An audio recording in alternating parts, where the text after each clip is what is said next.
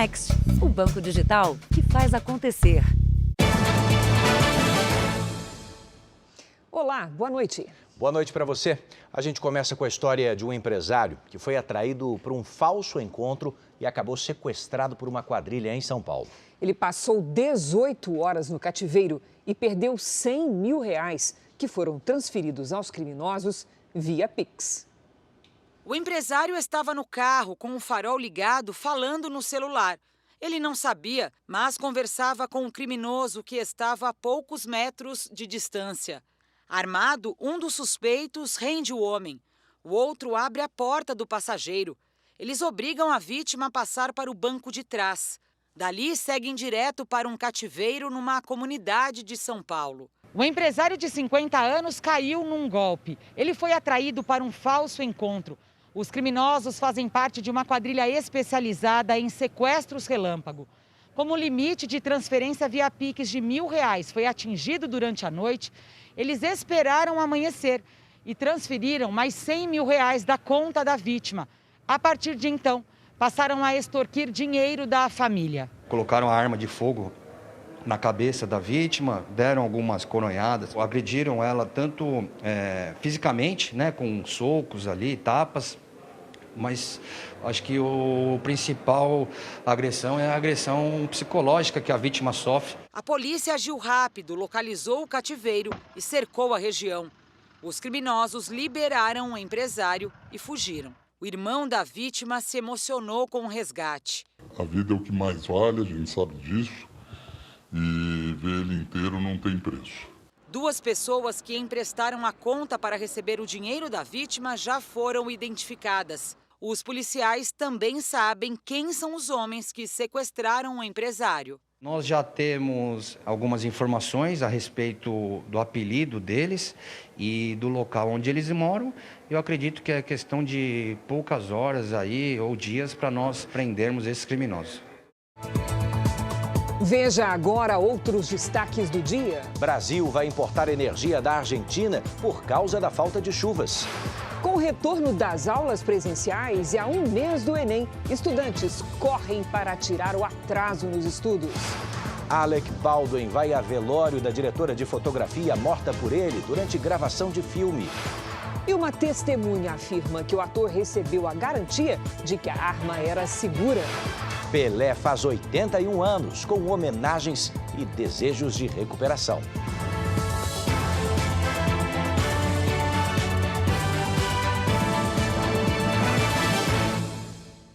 Oferecimento Bradesco. Abra sua conta grátis pelo app.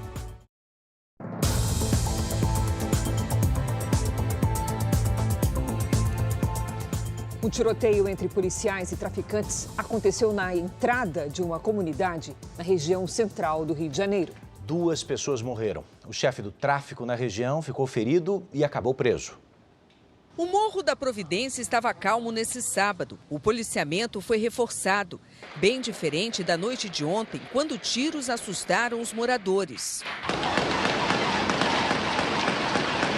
O confronto começou depois que policiais civis abordaram um carro roubado onde estavam 4 traficantes. Entre eles, o chefe do tráfico na comunidade, Alexandre da Silva Santos, o Xandão, de 26 anos. O tiroteio foi em um dos acessos ao Morro da Providência, no centro do Rio. Os passos do traficante vinham sendo monitorados. A polícia sabia que durante a noite ele iria para uma outra comunidade dominada pela mesma facção criminosa. Na abordagem, os policiais foram recebidos a tiros. 2 suspeitos morreram no local. Nessas imagens, um deles aparece sorridente segurando um fuzil e ainda pede para ser filmado. Feridos, Xandão e outro traficante foram levados para o hospital. Xandão é acusado de envolvimento na morte do sargento Luiz Felipe Pinto Rodrigues em maio do ano passado. Na época, o policial militar fazia a segurança de um secretário de governo. O carro onde o PM estava foi atacado a poucos metros da sede oficial do governo do estado. Junto com eles foram apreendidos 2 fuzis, 2 pistolas, grande quantidade de carregadores, um caderno contendo anotações da contabilidade do tráfico local e também certa quantidade de droga. Iverson de Souza Araújo, o DJ Ives, foi solto depois de passar 3 meses e 1 semana na prisão na região metropolitana de Fortaleza. Ele é acusado de agredir a ex-mulher, Pamela Holanda. Eram mais de 10 horas da noite quando o DJ saiu do presídio. Advogados e parentes o esperavam do lado de fora. Com a decisão da Vara Única da Comarca de Eusébio, o músico poderá responder em liberdade aos processos. Ele é investigado pelos crimes de lesão corporal, ameaça e violência doméstica. Antes de ser solto, DJ Ives teve alguns pedidos de liberdade provisória negados. O último foi em 31 de agosto. DJ Ives estava detido desde 14 de julho, quando a ex-mulher dele, Pamela Holanda, divulgou vídeos que mostravam as agressões sofridas por ela no apartamento do casal. Com o aumento das tarifas dos carros por aplicativo e uma menor oferta neste tipo de serviço, cresceu a procura por táxis nas grandes cidades. Ela registrou uma alta de quase 40%. Para eles, é uma retomada. Mesmo que ainda não seja como antes, os taxistas comemoram a melhora no movimento. Eu estou usando uma palavra diferenciada, eu estou dizendo que está despiorando, porque eu não quero passar uma impressão equivocada para os meus colegas e para a população. Nós estávamos num patamar muito baixo, com muito poucas corridas, então teve um aumento sim de em torno de 80%, mas sobre um nível muito baixo. De acordo com uma plataforma de mobilidade, houve um aumento de 36% na demanda por táxis nas principais capitais do Brasil. Um segmento que chegou a ter queda de 40% no faturamento nos maiores momentos de isolamento social. Na verdade, hoje somos sobreviventes. Nesse período, nós lutamos para sobreviver. Mas isso também nos trouxe a lição de que nós temos que melhorar ainda mais a qualidade de serviço prestado e que nós temos que oferecer aquilo que o cliente atual exige. Segundo o mesmo levantamento, feito por um aplicativo de táxis, Porto Alegre aparece em 3º lugar no ranking das cidades que mais tiveram incremento na procura por esse tipo de serviço. A capital gaúcha só fica atrás de São Paulo e do Recife. Olha, é um meio de transporte seguro e ao mesmo tempo se torna econômico também. Eu acho que na rodoviária é mais fácil pegar um táxi que um aplicativo. Alguns motivos são apontados para que o táxi volte a ser alternativa no lugar dos aplicativos de transporte. Entre eles estão as corridas canceladas, a demora para o embarque e os preços mais altos, em função do aumento no valor do combustível. E você sabe que o endividamento das famílias e a dificuldade em se conseguir crédito fizeram aumentar a procura por aquele tipo de empréstimo em que o cliente dá o próprio imóvel como garantia. Tipo de negócio que cresceu mais de 60% este ano. Depois de meses de obras, o prédio de 2.500 metros quadrados, no centro de Belém, no Pará, está pronto para receber os clientes. A ideia era que os escritórios compartilhados estivessem disponíveis em março do ano passado, mas a pandemia atrapalhou tudo. Agora, um empréstimo viabilizou o negócio. Usamos um imóvel comercial como garantia para fazer essa operação. Quando você garante que aquele empréstimo vai ser 100% quitado, usando uma garantia, você consegue ter juros mais baixos. O empresário recorreu a um tipo de empréstimo que vem crescendo no país. Só este ano, o número de contratos de crédito onde o imóvel é dado como garantia cresceu 61%. Esta linha de crédito possui juros mais baixos porque a operação é considerada de menor risco para a instituição financeira. Outro aspecto positivo é que o empréstimo pode chegar a 60% do valor do imóvel e o prazo para pagar é de até 20 anos. O cliente pode usar o comércio, a casa ou o apartamento como garantia, mas o imóvel tem que estar quitado. Ela não precisa vender, ela não precisa se desfazer na modalidade de garantia imobiliária. Quase 45%, quase metade é para reestruturar a dívida e 22% é para você investir no seu negócio. Para quem empresta, esse tipo de negócio dá mais segurança, já que na maioria dos casos a dívida é quitada. Mas os especialistas fazem um alerta. Enquanto o contrato estiver em vigor, a credora tem a posse do imóvel e pode ficar com ele definitivamente em caso de inadimplência. Por isso, a orientação é recorrer a esse tipo de empréstimo apenas quando há o planejamento financeiro para quitar todas as parcelas. As pessoas procuram esse tipo de solução meio que no desespero, porque elas querem resolver um certo problema. E o que acontece é que essa chamada atrativa de juros menores faz com que ela esqueça do risco. Em Anápolis, interior de Goiás, uma juíza está traduzindo sentenças de forma bem didática para facilitar o entendimento das decisões. Os vereditos ilustrados são encaminhados às partes por meio de aplicativo de mensagens. Stephanie entrou na justiça para reconhecimento de guarda e pensão alimentícia da filha. No fim do processo, o advogado dela recebeu a sentença no formato convencional. Já ela recebeu por mensagem o que foi decidido. Ao final, eu recebi a sentença de forma resumida e ilustrada, que ficou fácil o entendimento de tudo que aconteceu no processo. Em uma única página, a juíza fez uma espécie de linha do tempo, indicando o início e o fim do relacionamento, além de outras determinações, como o valor da pensão alimentícia, meio salário mínimo, e o dia do pagamento.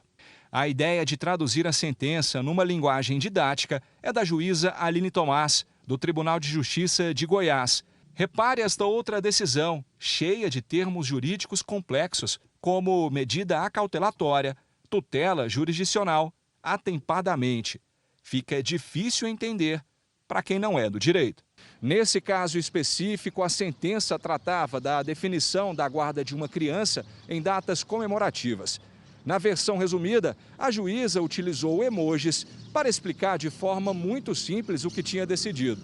No Natal, o menino ficaria com a mãe e no Ano Novo, com o pai. Depois das sentenças, que é o último ato do processo, as partes voltavam ao judiciário procurando um atendimento para entender o significado da linguagem jurídica colocada na sentença. O projeto Simplificar, que começou na Vara de Família, já está sendo implantado em outras 15 comarcas de outras áreas, como cíveis e criminais. Os advogados que já receberam sentenças do tipo agradecem. Isso facilitou também até para nós advogados, porque outro dia mesmo eu mandei uma sentença para um cliente e quando liguei para explicar tudo aquilo que havia ocorrido, o cliente já disse para mim: não, doutor, eu já entendi tudo, eu recebi aqui um WhatsApp do fórum, falou com essas palavras, né? E muito bem explicado. Que boa ideia. Bom, tá faltando só um mês para o início do Exame Nacional do Ensino Médio, que esse ano vai ser nos dias 21 e 28 de novembro. É isso, Edu. Será o primeiro Enem depois da vacinação e do retorno das aulas presenciais. Já é contagem regressiva. Maior foco nos estudos e menos tempo para a revisão das matérias. E para a maioria, um crescimento da ansiedade. Às vezes não tenho vontade de comer, para dormir eu demoro às vezes. Porque a pressão que você coloca em si mesmo é muito maior e cada dia que passa é pior. Aos 20 anos, Thalita vai disputar uma vaga para um dos cursos mais procurados do país, medicina. Ela já prestou 3 vezes o Enem, além de alguns vestibulares importantes, como a USP. Vai repetir a dose esse ano, depois de um período de estudo diferente. Primeiro remoto e depois híbrido. Mudança que interferiu no desempenho. Você tem que ter consciência do que você tem que renunciar, do que você tem que sacrificar para você estudar, ter disciplina, né? Já a Priscila, de 18, parte para o primeiro Enem para valer na disputa por uma vaga no curso de publicidade. Eu passo o dia, né? É minha vida isso agora, ainda mais que está se aproximando. Nesse cursinho de São Paulo, as salas estão repletas de alunos determinados, que tentam recuperar os meses de estudo prejudicados pela pandemia. Em alguns dias, a Aline, que disputa uma vaga para o curso de Direito, chega a estudar cerca de 10 horas por dia. Eu procuro dedicar 100% do meu foco nas aulas, tanto remotamente em casa, vendo as aulas, quanto aqui no cursinho. Então, eu acredito que eu estou tendo boas condições de ensino. O cursinho onde ela estuda investiu em tecnologia, em estúdios de aulas à distância e gravadas. Remoto, presencial ou híbrido, não tem mais desculpa para não colocar o estudo em dia. O Enem, ele não mudou de formato e de estilo. Portanto, se o estudante estudar com pelo menos as 5 provas anteriores, ele vai saber como ele está, como são as questões e como que ele pode resolver, pedindo ajuda, obviamente, de professores, de amigos, tentar resolver aquelas questões que ele não acertou. Segundo o INEP, o Instituto Nacional de Estudos e Pesquisas Educacionais, que organiza o Enem, mais de 3 milhões de alunos se inscreveram para a versão impressa da prova e quase 69 mil para a versão digital. Esse ano, tanto a versão presencial com provas impressas quanto a digital serão aplicadas na mesma data com itens de provas iguais, além do mesmo tema de redação. A medida é uma estratégia para facilitar a aplicação do exame e manter condições de igualdade entre os participantes. Daqui a um mês, nos dias 21 e 28 de novembro, 1.747 municípios brasileiros vão realizar o Exame Nacional do Ensino Médio. A maioria de nós que está estudando começa a ter talvez uma rotina mais frequente, revisar muita coisa, repassar muitas matérias, pegar mais firme nas coisas que a gente tem dificuldade também. Mais de 1 ano e meio se passou desde o começo dessa pandemia e a maioria da população está vacinada. Mesmo assim, muita gente ainda não consegue sair de casa, hein? É isso mesmo, é o que os especialistas chamam de síndrome da caverna, quando as pessoas têm medo de ir para a rua ou interagir socialmente. Já são 19 meses de isolamento e só agora, com as 2 doses da vacina no braço, Morgiane começa a retomar algumas atividades do dia a dia. Fico um pouco desconfortável, acabo desistindo de alguns compromissos, justamente por medo de pegar a doença, de trazer a doença para casa, de repente infectar o meu pai que tem comorbidade, enfim, é medo. Sentimento classificado como síndrome da caverna. A preferência por manter o dia a dia dentro de casa. Uma pesquisa feita nos Estados Unidos mostra que a metade dos americanos adultos se sente desconfortável em retornar ao convívio social depois da pandemia. Mesmo os vacinados compartilham da mesma sensação. Na sala deste psicanalista em São Paulo, 1 em cada 3 pacientes está passando por isso. Esse medo paralisa, assusta e faz com que ela faça uma reflexão diferente da vida, onde ela começa a não ser tão consciente do que ela quer. Ela prefere se fechar como uma forma de se proteger. Enquanto aqui fora a vida volta ativa, por trás das janelas pode ter gente com receio dessa movimentação que antes da pandemia era tão natural. O primeiro sinal que a síndrome da caverna dá é o medo de sair de casa e ser contaminado. Ainda que os índices da doença estejam caindo e a pessoa já esteja imunizada. A recomendação dos especialistas é ficar atento. Momentaneamente, a síndrome da caverna pode oferecer até um sentimento de segurança, mas a longo prazo pode se transformar em um grande problema de socialização. Essa pessoa tem que sair dessa posição e voltar para uma posição social, viver em sociedade, isso é importante, porque senão, lá na frente, a conta chega. Não é uma pandemia que vai mudar a forma humana de viver.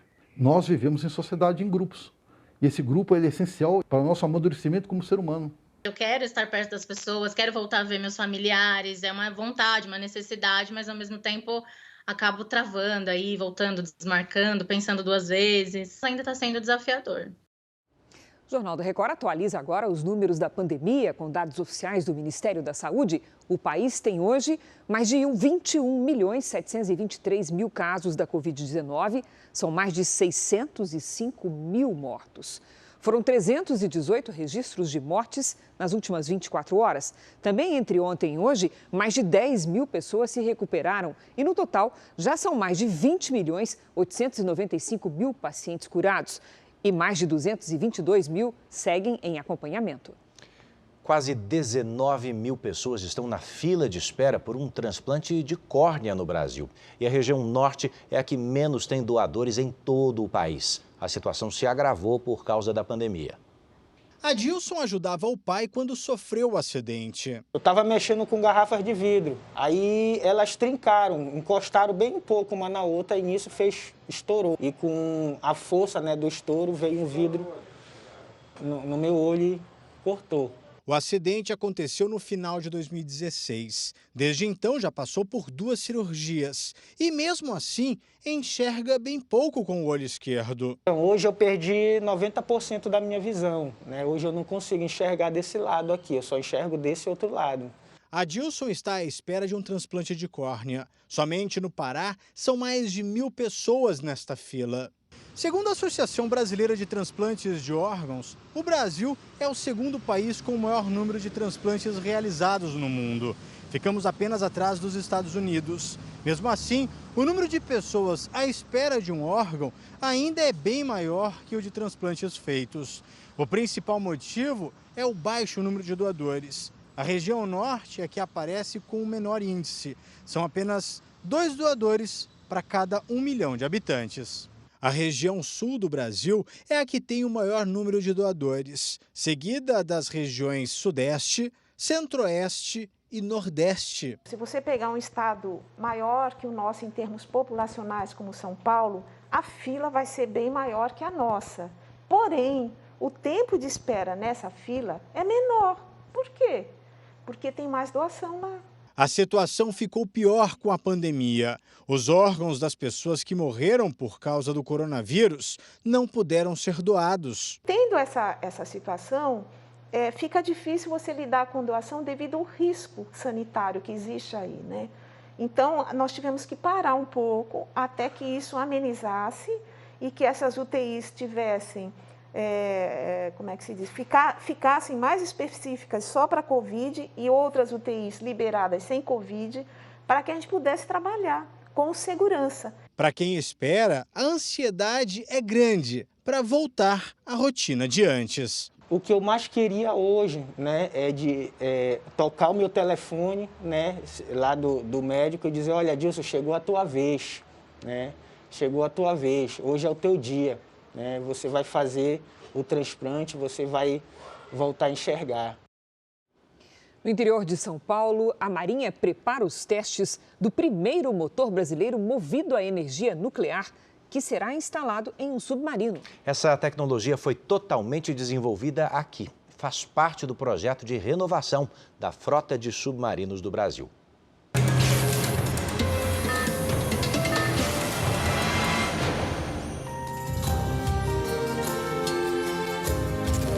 Futuro guardado a 7 chaves. É neste centro tecnológico da Marinha, em Iperó, a 125 quilômetros da capital paulista, que está sendo montado o primeiro motor de submarino brasileiro movido a energia nuclear. Uma técnica dominada por apenas 6 países no mundo, mas que no Brasil foi concebida de forma inédita. Quase tudo é segredo por aqui. Para que tenhamos a segurança do projeto em si, do conhecimento gerado aqui dentro. Para que esse conhecimento permaneça na Marinha e não seja desviado para outros projetos que não sejam pacíficos como o nosso. O jornalismo da Record TV teve acesso à preparação do Laboratório de Geração Nucleoelétrica. É um gigante de aço, igual a um submarino nuclear. Tudo em tamanho real para que os engenheiros possam simular a operação do reator e fazer as modificações necessárias antes da instalação definitiva. Aqui, equipamentos também vão monitorar se há radioatividade, que é nociva ao corpo humano. Por isso, esses testes de segurança são fundamentais. Seria inadmissível que os testes de desempenho em condições adversas sejam processadas no mar, porque se algo der errado, são as vidas dos tripulantes que estão lá naquela situação, né? Então, todas as situações de emergência, uso normal, serão primeiro testadas e validadas aqui no LabGene. Antes, o projeto esbarrava em uma limitação. Nenhum país fornece combustível nuclear para essa finalidade. A dificuldade foi superada pelo Centro Nuclear Industrial da Marinha, que hoje domina o enriquecimento de urânio. Já são 4 décadas de estudos. Parte da fábrica está em construção e até 2025 deve estar em pleno funcionamento. A tecnologia será instalada no último dos 5 submarinos que estão sendo construídos na região metropolitana do Rio. A renovação da frota é uma parceria entre o Brasil e a França. O primeiro deve entrar em operação até o fim deste ano. As entregas vão até 2034. Num submarino tradicional, as baterias são carregadas por geradores movidos a diesel, mas a autonomia é de até 45 dias. Com a energia nuclear, são 7 anos. O processo de enriquecimento do urânio começa nessa unidade e é todo desenvolvido aqui. 48 megawatts de potência. Isso significa que um reator de submarino nuclear também poderia iluminar uma cidade de 20 mil habitantes durante todo esse tempo. Os submarinos ajudam a garantir a segurança de toda a costa brasileira. Pela chamada Amazônia Azul, passam 95% do comércio exterior do Brasil e a maior parte do petróleo e gás natural consumidos no país. Um legado para o Brasil. Os engenheiros acreditam que, num futuro próximo, a tecnologia dos reatores nucleares possa ser utilizada em outras áreas. Tornar a água do mar potável e levar energia elétrica a áreas remotas já estão no radar. Além da defesa da pátria, é um legado de conhecimento e um legado de futuras possibilidades da energia nuclear também para o uso civil. Enquanto isso, navios russos e chineses anunciaram manobras navais conjuntas no Oceano Pacífico. A informação foi confirmada pelo Ministério da Defesa russo. No total, 10 navios de guerra vão realizar as manobras durante uma semana. O comunicado informa que a intenção é exibir as bandeiras da Rússia e da China, manter a paz e a estabilidade na região e ainda proteger as instalações de ambos os países. Segundo especialistas, essa movimentação militar conjunta das duas potências é um desafio aos Estados Unidos. Há alguns dias, navios russos e chineses atravessaram em águas internacionais o estreito que separa as duas principais ilhas do arquipélago japonês. Já no Afeganistão, 2 pessoas morreram em uma explosão contra um veículo do Talibã. 2 bombas foram usadas na ação. O ataque ainda feriu 4 civis, mas não atingiu os membros do Talibã, grupo que voltou ao poder no país em agosto. Até o momento, ninguém assumiu a autoria do atentado, mas o Talibã sofre ataques constantes do braço do Estado Islâmico no país. Nesta semana, o grupo rival reivindicou a autoria de uma explosão que causou um apagão em Cabul. A seguir, a gente te mostra que o governo autorizou a importação de energia adicional da Argentina. O ator Alec Baldwin vai ao velório e oferece apoio à família da diretora de fotografia morta após disparo acidental em gravação de filme.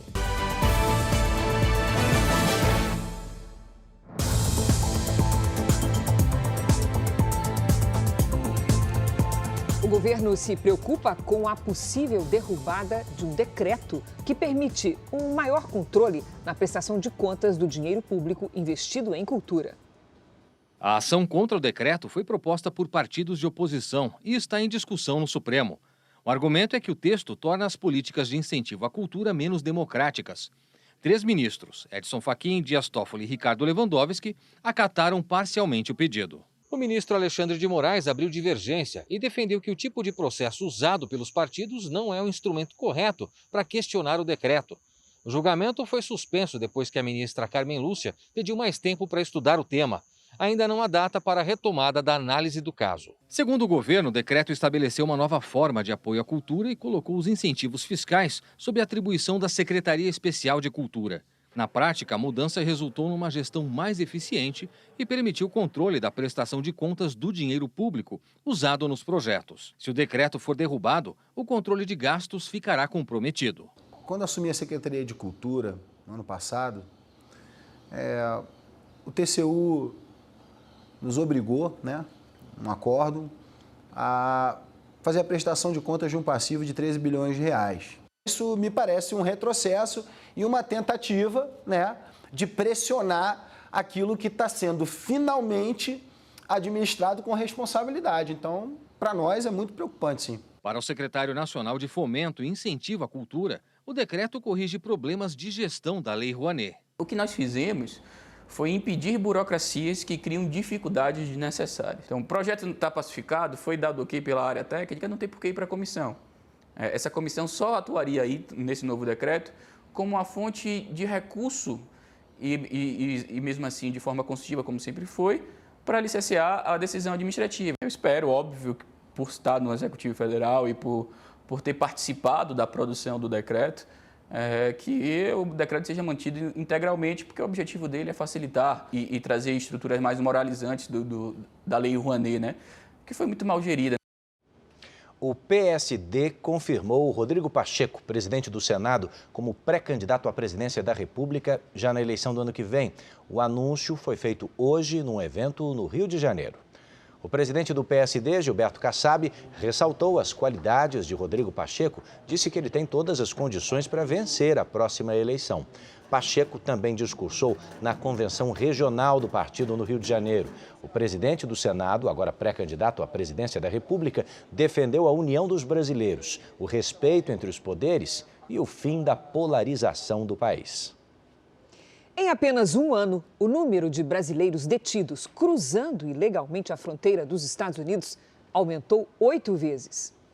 Entre outubro de 2020 e setembro de 2021, foram detidos mais de 56 mil brasileiros pelo Departamento de Imigração dos Estados Unidos, um aumento de 700% em relação ao ano anterior. Cerca de 65% tentou entrar no país cruzando a fronteira do México com o estado do Arizona. O Brasil é o 6º país no ranking de imigrantes detidos por autoridades americanas. Veja agora os destaques do próximo Domingo Espetacular. Quase um ano depois da morte de Maradona, surge um novo escândalo envolvendo o crack. Um relacionamento com uma menina de 16 anos, cercado de violência e drogas. Me deu uma bofetada. O esquema que o jogador teria montado para levar a jovem de Cuba para a Argentina. E como é que isso virou caso de polícia? Os sobreviventes da tempestade que atingiu Mato Grosso do Sul. A Amanda ficou presa nas ferragens depois que o carro dela foi atingido por uma árvore. Eu acho que eu nasci de novo.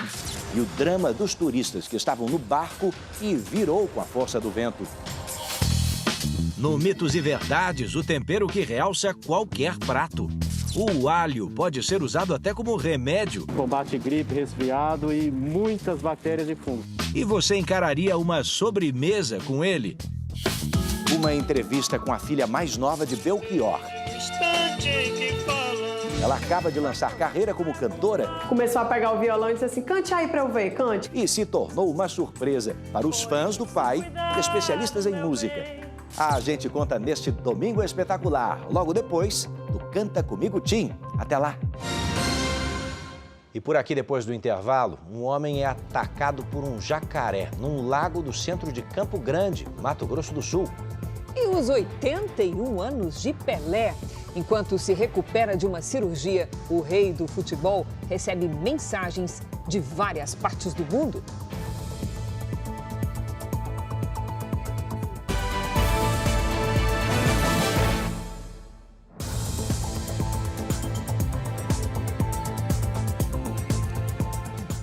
Já estamos de volta para você saber que, de acordo com uma testemunha, o ator Alec Baldwin recebeu um aviso de que a arma que iria usar era segura, pouco antes de disparar o tiro que matou uma diretora de fotografia. A polícia americana agora volta as atenções para o diretor assistente que deu essa informação ao ator e também para a responsável pelas armas usadas na produção. Ainda abalado com o que aconteceu no set de filmagens, o ator Alec Baldwin se comprometeu a dar apoio à família da diretora de fotografia Halyna Hutchins. Segundo a imprensa americana, ele esteve no velório de Halyna na noite de sexta-feira. Ela era casada e tinha um filho de 9 anos. A investigação se concentra na maneira como a arma acabou indo parar nas gravações. Mais especificamente em 2 profissionais. A especialista responsável pelo armamento usado na produção e o diretor assistente que entregou a arma ao ator.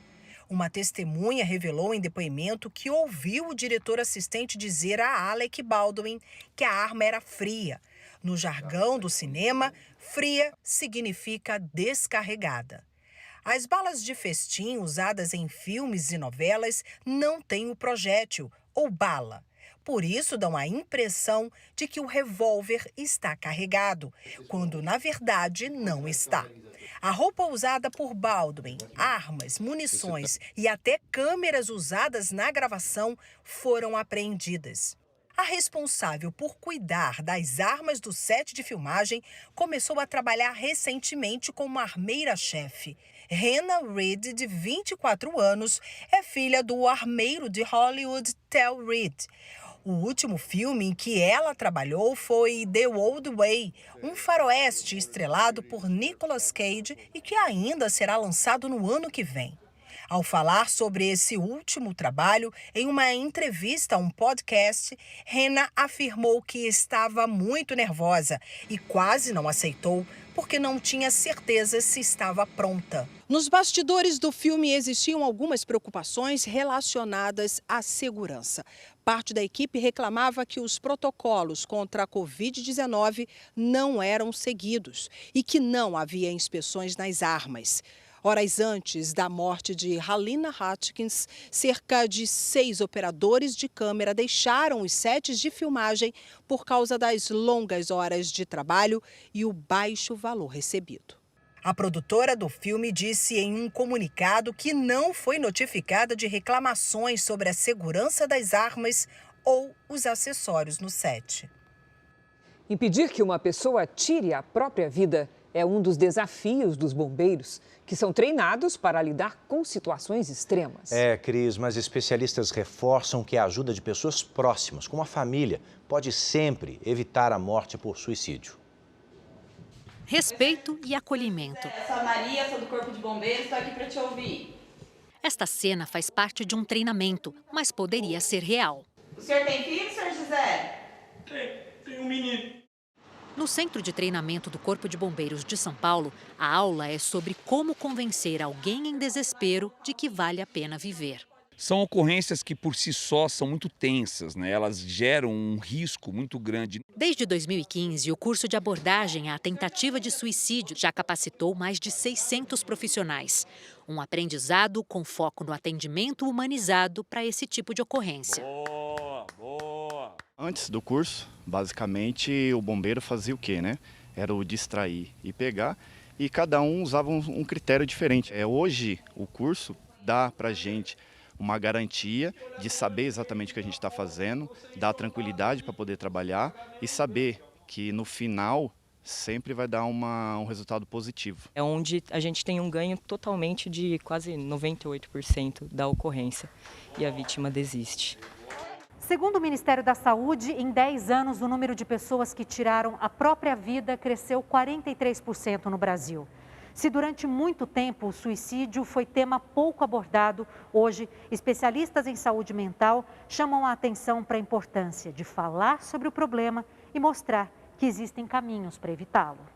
Esta psicóloga explica que a prevenção ao suicídio também depende do olhar atento de quem está mais próximo, a família. O acolher é dar voz para a pessoa, perceber que a pessoa pode estar ali, sim, triste, mas que depois que ela passar pelaquela tristeza, ela vai ficar bem, ela vai achar o sentido. Raquel tentou desistir da vida por 2 vezes, a última delas há 10 anos. Ela procurou ajuda e aprendeu a identificar os sinais de perigo. Eu passei por tratamento psicológico, então toda vez que eu sinto que vai acontecer alguma coisa, que eu começo a ter esses pensamentos, eu já sei mais ou menos o que eu preciso fazer para eu conseguir ficar bem. A possibilidade de recomeçar deu a ela uma nova vida, agora cheia de sonhos. Tem muita coisa ainda para viver. Nossa, eu tenho muitos planos. Antes eu não tinha planos nenhum, mas amanhã vai ser um novo dia. Provavelmente vai ser completamente diferente do que eu sou hoje, do que é hoje.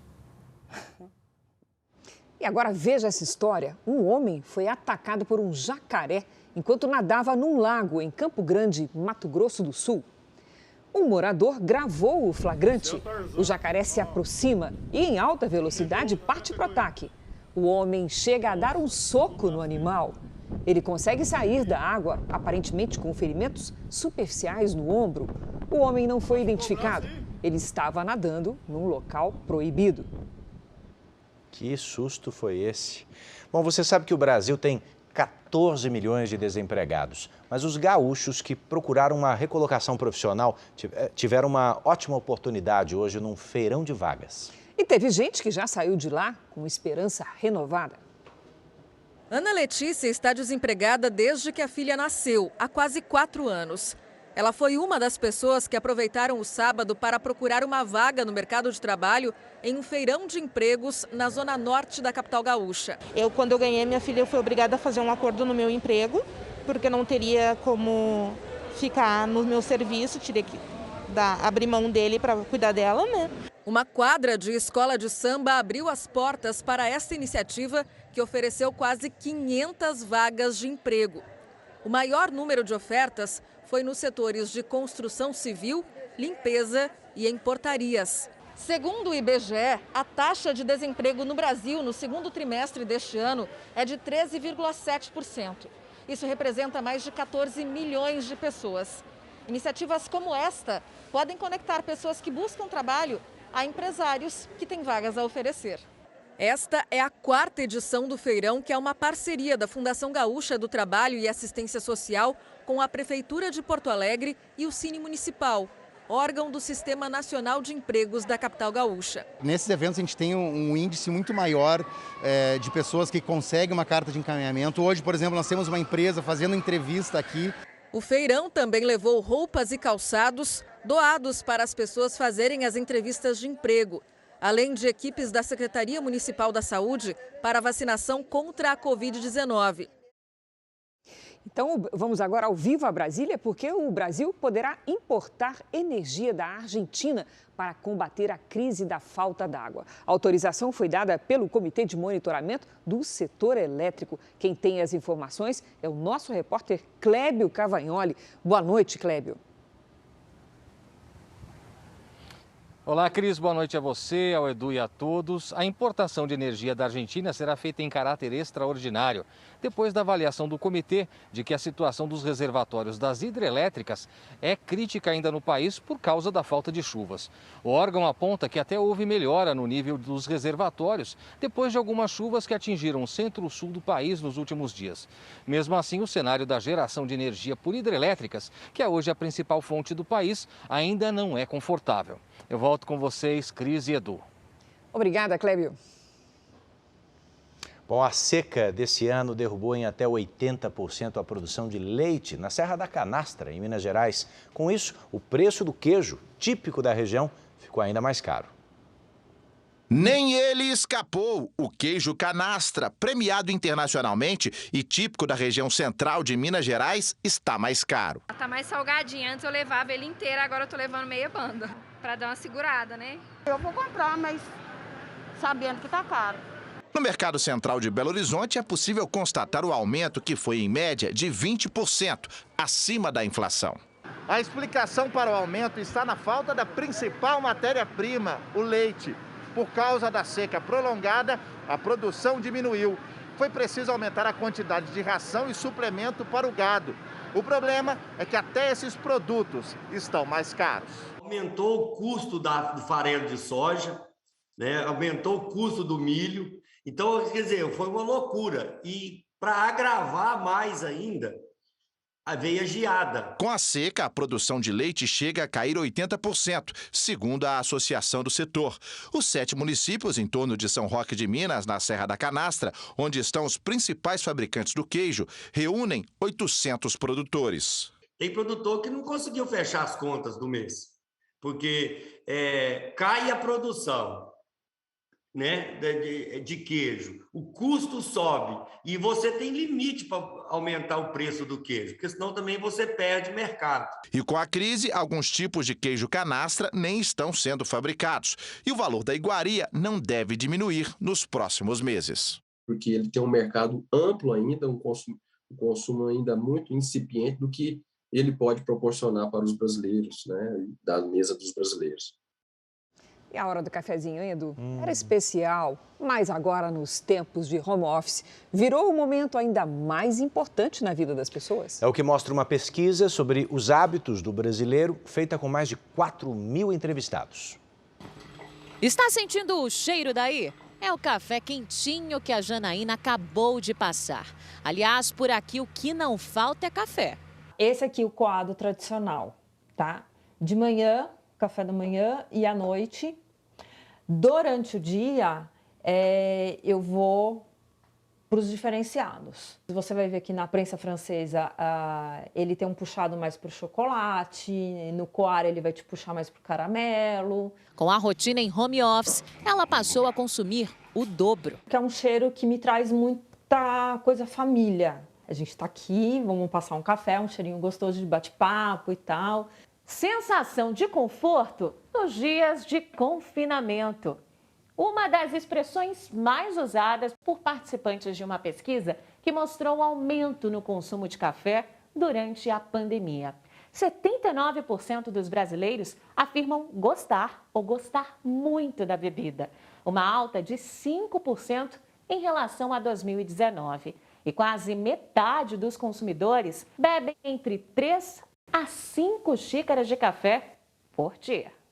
Antes da pandemia, o trabalho era o principal local de consumo de café. Agora é em casa mesmo. As pessoas ficaram um pouco mais dentro da cozinha, tentando melhorar tudo que poderia se consumir.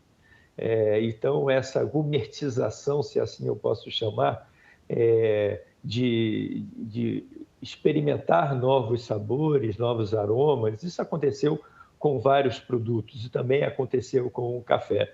Mais tempo em casa fez as pessoas aperfeiçoarem os métodos e conhecerem a variedade de grãos disponíveis no mercado. É o que diz esse produtor de cafés especiais. Os canais online saiu de 1% para mais de 50% do nosso negócio está voltado para o mercado online, buscando esse consumidor final, que antes ele não tinha tanta opção, né? Tinha uma demanda reprimida e ele não tinha opção de encontrar num varejo tradicional. No país, que é o principal produtor e o segundo maior consumidor do mundo, a alta nos preços não deixou cair a vontade de apreciar um bom cafezinho.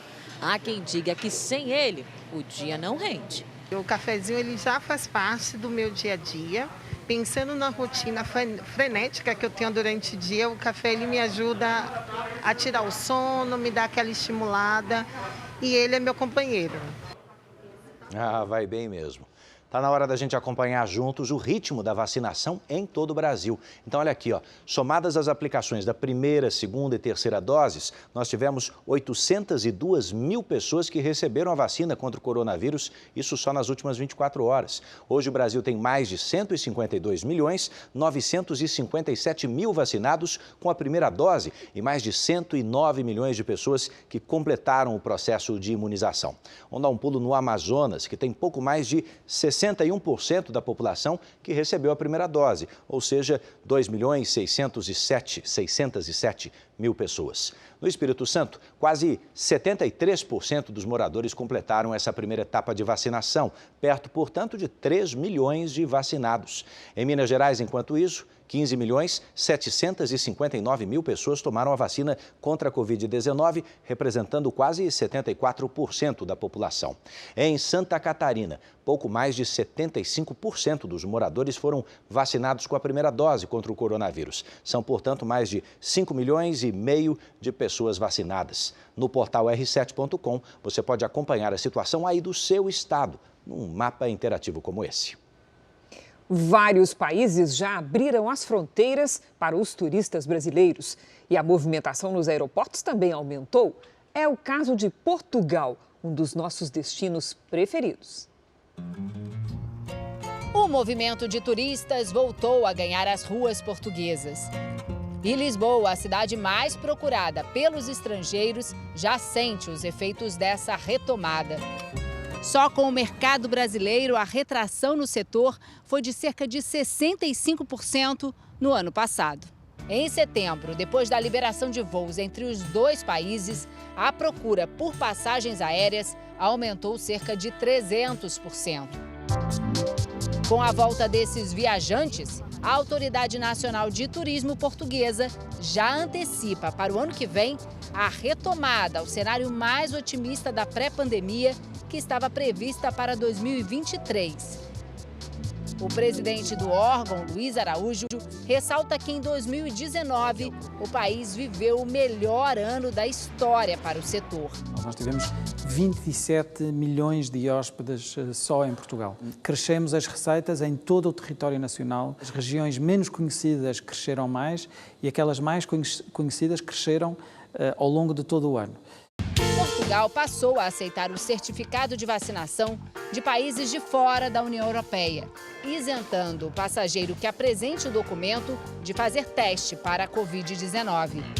A medida só valerá para o Brasil caso o país também aceite o passaporte de vacinação dos viajantes de Portugal que chegarem em solo brasileiro. Esse paulista, que tem comprovante da vacinação completa feito no Brasil com a Coronavac, ainda precisa fazer teste para muitos eventos por aqui. Eu não poder entrar nos restaurantes, ficar à noite nos restaurantes ou viajar em pequenas viagens pela Europa, não posso. É uma restrição. Mas isso pode mudar nos próximos meses. O governo português planeja unificar o sistema.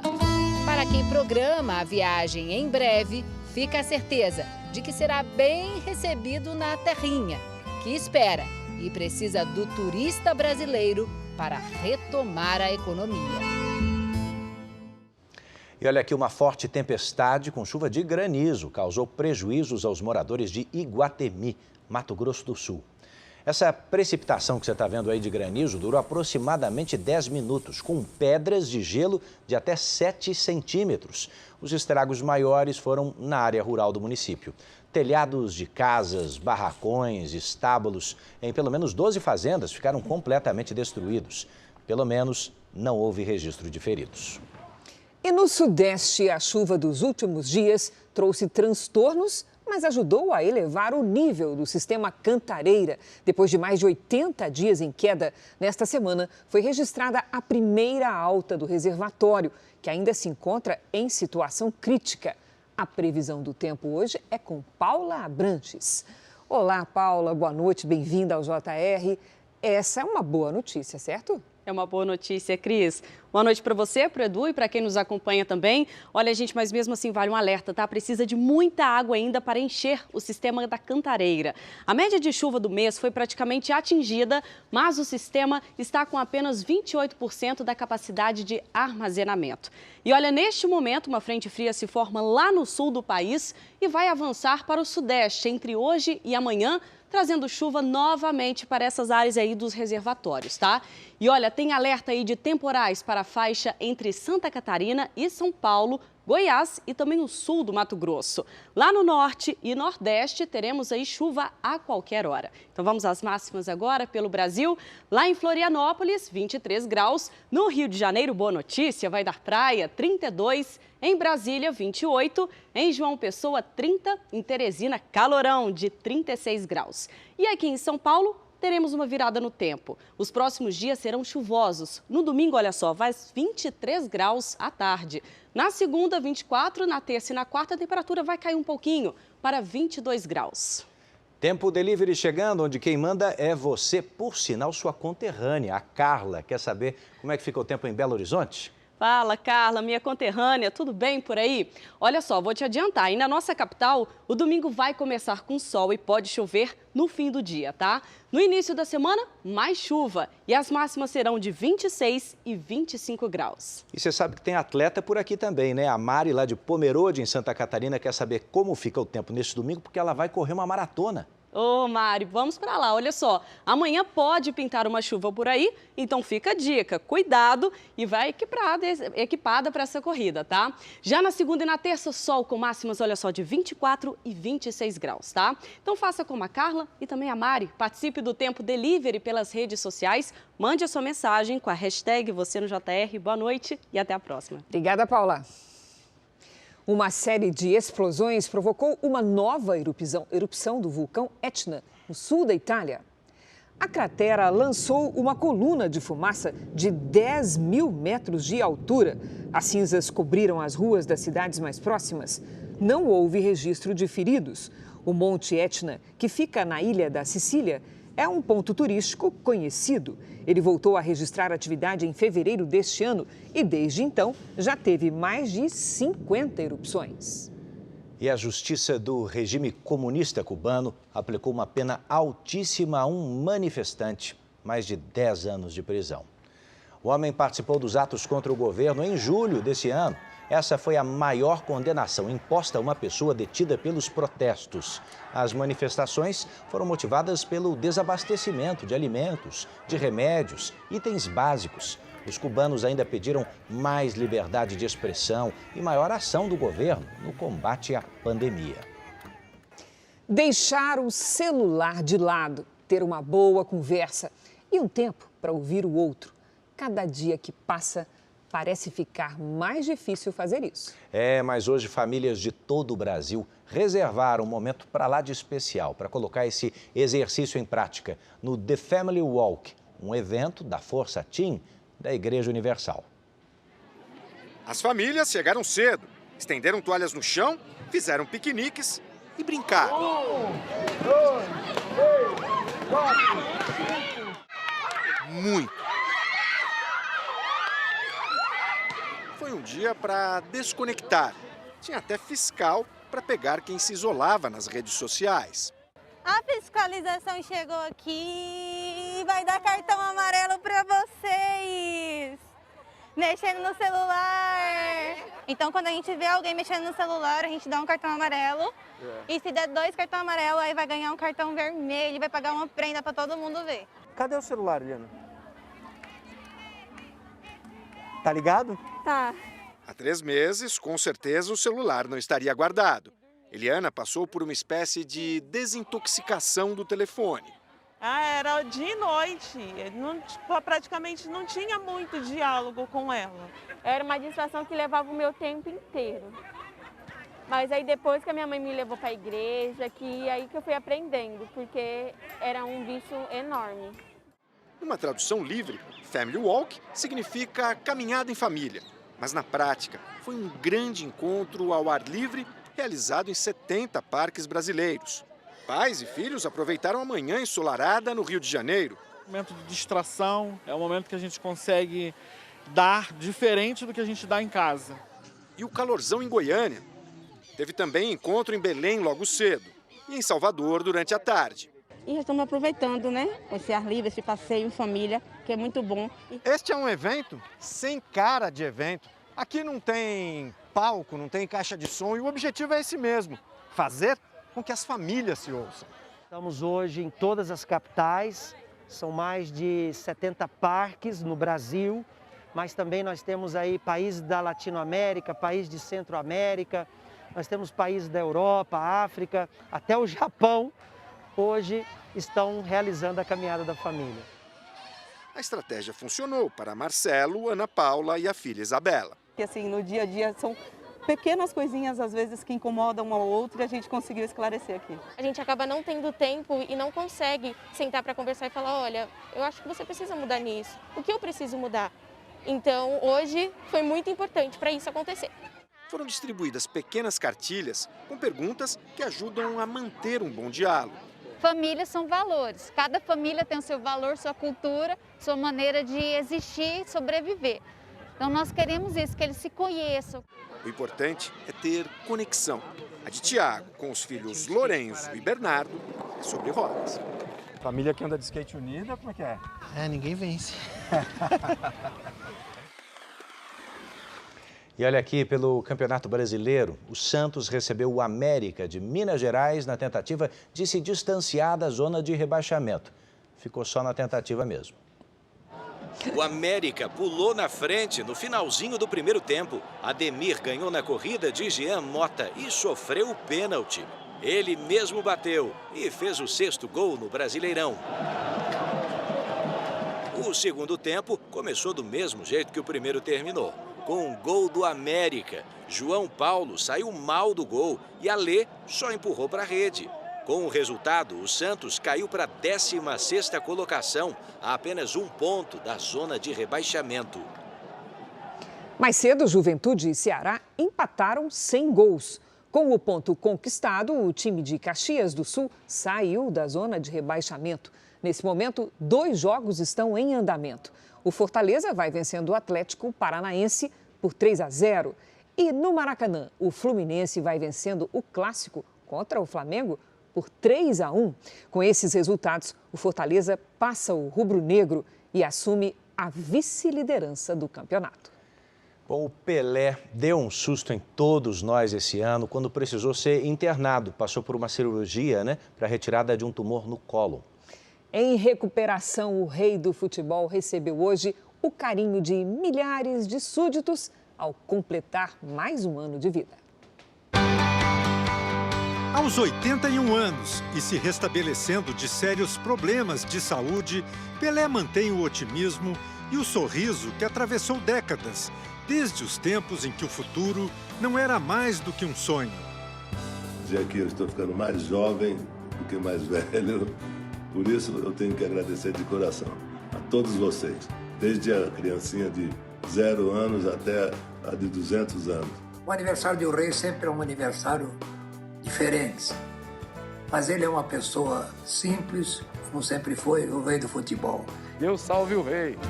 Mensagens de felicitações e solidariedade chegaram de várias partes do Brasil e do mundo. Aproveite seu dia, você merece demais. Obrigado por tudo que você fez pelo futebol, para todos os brasileiros. Meu coração transborda de felicidade e muita gratidão por estar tendo essa oportunidade de mais uma vez lhe parabenizar pelo seu aniversário. Assim como a camisa 10 virou símbolo de perfeição, 23 de outubro bem que poderia ser uma certidão de referência ao futebol. Poderia ser a data do futebol, a data do jogador de futebol. Pelé fez gols de todos os tipos, 1.282 em 1.375 jogos. E também fez golaços em que só faltou a bola beijar a rede. Pelé ganhou o museu em 2014. Aqui são oferecidas relíquias aos visitantes, fotos antigas, itens pessoais e prêmios. São lembranças de uma carreira sem igual, que começou com a assinatura do primeiro contrato com o Santos em 1957.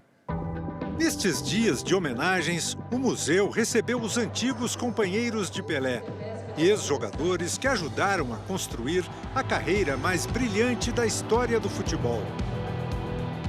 Onde nós chegávamos, ele realmente era reverenciado por reis, rainha, presidentes. Isso daí é coisa inédita no mundo. O mais jovem jogador a conquistar uma Copa do Mundo. Atleta do século. Fora de campo, Pelé se arriscou na música. Foi artista de cinema. Por favor. E ator por um dia no programa Família Trapo, da Record TV, em 1967. Esse aqui que vai jogar? É esse. Infelizmente não vai dar. Parabéns ao maior artista da bola. Para sempre, o rei do futebol. Parabéns, rei! Vida longa, rei!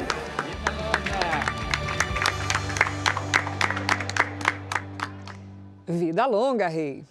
A campeã olímpica Rebeca Andrade ganhou 2 medalhas no Mundial de Ginástica no Japão. Na madrugada deste sábado, a atleta de 22 anos levou ouro no salto.